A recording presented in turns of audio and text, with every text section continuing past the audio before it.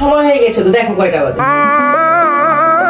আমারও বিবাহের আলাপ চলতেছে। একদিকে তানিশা ক্রিয়েশনের তানিশা ঢাকঢোল পিটা নিজের বিয়ের ভিডিও আপলোড দিয়ে 12 মিলিয়ন আর 11 মিলিয়ন ভিউ নিয়ে নিল।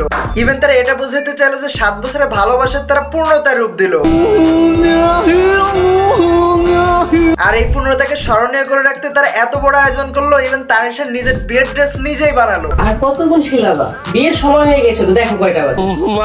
মানে এরা এত বড় আয়োজন করে এটা বুঝাতে চাইলো যে এরা 7 বছরের ভালোবাসাকে ফাইনালি পূর্ণতার রূপ দিচ্ছে। বাট পাবলিক ভাই এখন আসলেই মারাত্মক। এই তানিশা যে 7 বছর আগেই বিয়ে হয়েছিল, সেই 7 বছর আগের পিকচার খুঁজে বার করে এনে এরা আপলোড দেওয়া শুরু করে দিচ্ছে।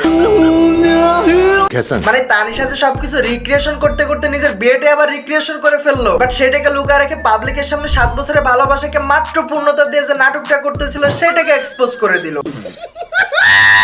এই ফেসবুকে নতুন দুই কাপল কন্টেন্ট ক্রিয়েটর তানিশা তার জামাইকে নিয়ে ভিডিও বানানোর পর পাবলিকের এত এত কমেন্টের ভিতরে শুধু এই কমেন্টটাই বেশি দেখতেছি। ওরা যা মন চাই করতেছে, তুই এইগুলো নিয়ে বলার কি? দেখেন একটু ঠান্ডা মাথায় বুঝায় বলি, একটু মাথায় শুনেন, একটু খুলে বলুন। প্রথমত আমি একজন কন্টেন্ট ক্রিয়েটর, তাই অ্যাজ এ কন্টেন্ট এই ভিডিওগুলো আপলোড দিচ্ছি, ঠিক আছে। আর দ্বিতীয়ত আপনাদের করা কাজ থেকেই আপনাদেরকে উদাহরণ দিচ্ছি। আমি আপনাকে প্রথম থেকে বলি, আমি যখন তাদেরকে নিয়ে করা ভিডিওটা পাবলিকলি অনলাইনে আপলোড দিতেছি, তখন কিন্তু এটা শুধুমাত্র আর আমার ভিতরে সীমাবদ্ধ থাকতেছে না, পাবলিকলি হয়ে যাচ্ছে। দ্যাটস মিন আপনারা কিন্তু আমাকে স্বাধীনভাবেই গালি দিয়ে কমেন্ট করতে পারতেছেন। কান্দিস না। ঠিক তেমনি ওরা যেহেতু অনলাইন পারসন, আর ওদের এই বিয়েটা নিয়ে যেহেতু একটু কন্ট্রোভার্সি হইতেছে, আর এগুলো যেহেতু ওরা অনলাইনে আপলোডই দিতেছে, দ্যাটস মিন এটা কিন্তু শুধুমাত্র আর ওদের ভিতরে সীমাবদ্ধ নেই, অলরেডি পাবলিক হয়ে গেছে। সো পাবলিকলি আপলোড হওয়া কোনো একটা ভিডিওতে আপনারা যেভাবে স্বাধীনভাবে কমেন্ট করতে পারতেছে, that's mean as a content creator আমিও অনলাইনে পাবলিশ হওয়া যে কোনো কন্টেন্টের উপর রিয়াকশন দিয়ে বা সেটাকে রোস্ট করে ভিডিও আপলোড করার রাইট কিন্তু রাখি।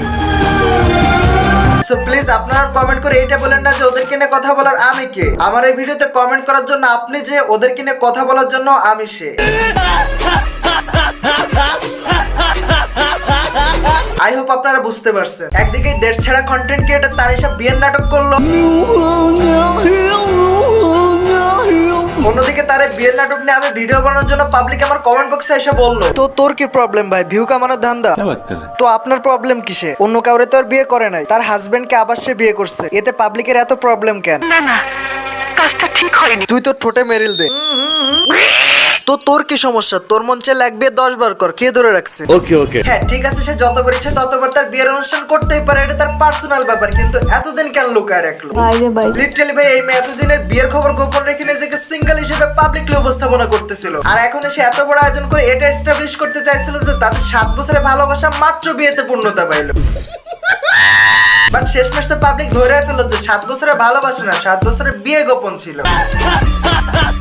মানে বয়ফ্রেন্ড তো দূরের কথা, এই মেয়ে তো নিজের বিয়ের খবর এতদিন গোপন রাখছে, যাতে করে পাবলিক করে সিঙ্গেল ভাবে ওর উপরে খেরাস খাইয়া ওর ভিডিওতে লাইক কমেন্ট করে ওর মিলিয়ন মিলিয়ন ভিউ পায়। তোর কপালে জুতার বাড়ি হারামি। তবে আমার মনে হয় এতদিন হয়তো ওর বর কাপড় ব্লগের জন্য রেডি ছিল না, সো এই মেয়ে হয়তো এতদিন ধরে ওর বরের কাপড় ব্লগের জন্য রেডি করতেছিল, দেন এত বড় আয়োজন করে অফিসিয়ালি কাপড় ব্লগার হিসেবে নাম লেখাইলো। সো এখন হয়তো আর এই মেয়ের ওই রকম অ্যাটেনশনের দরকার নাই, কাপড় ব্লগার হিসেবে এমনিতেই অ্যাটেনশন পাইবে।